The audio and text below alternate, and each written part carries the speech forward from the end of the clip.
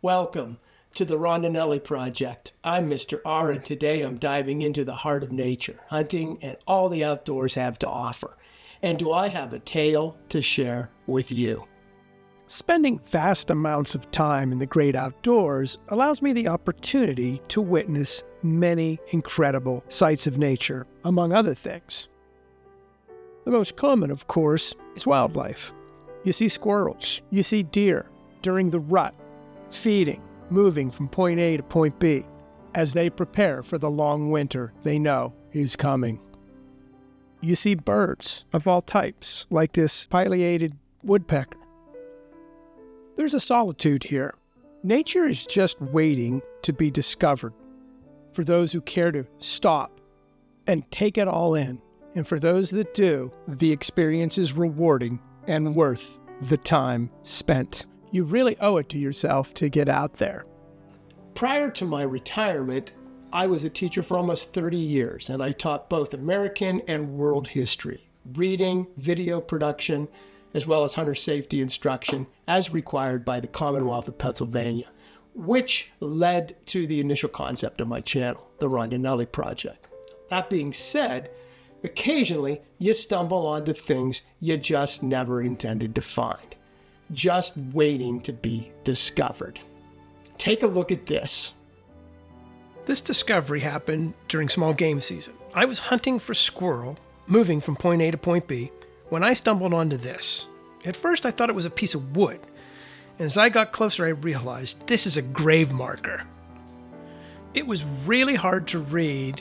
I didn't have any water with me that day, so I scratched around until I found some wet leaves and cleaned the stone the best I could in order to read it. Here are the results, which is really stunning. And here's what it says. Mary L., daughter of J.N. and N.J. Connolly, died October 20th, 1858, aged 1 month and 6 days. Wow.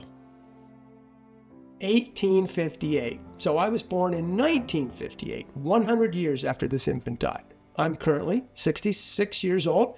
That means this person died 166 years ago. Most likely, I will never know what caused the death of this person. But between 1840 and 1875, scarlet fever was the leading cause of death for children under 5. According to records, there was a severe epidemic during 1858. Who knows? Well, here are some other major events of the nation at that time. The President of the United States was James Buchanan, the 15th President of the United States between 1857 and 1861, served immediately prior to the Civil War, and he remains the only president to be elected from Pennsylvania and to remain a lifelong bachelor. Abraham Lincoln and Stephen Douglas had debates. In a series of 7 debates in Illinois, Lincoln and Douglas argued over slavery. Although Douglas was the Senate race, the debates made Lincoln a national figure and a presidential candidate in 1860 in the 16th President of the United States, Civil War. Minnesota becomes a state on May 11th. Minnesota became the 32nd state in the U.S. The first transcontinental mail service on September 15th, the Overland Mail Company began its first transcontinental mail service to San Francisco. The inauguration of the transatlantic telegraph cable on August 16th, President James Buchanan inaugurated the new transatlantic telegraph cable by exchanging greetings with, get this, Queen Victoria.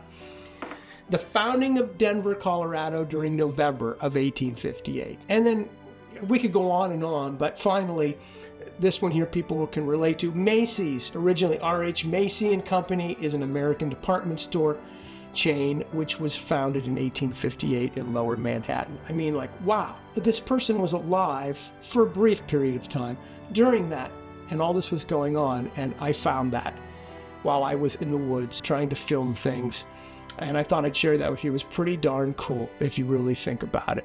So, hey, get out there, hike, hunt, take photographs, take video, whatever it is you do. Just go out and do it. and go from there. I'm Mr. R. This is the Rondinelli Project. And until next time, we gone.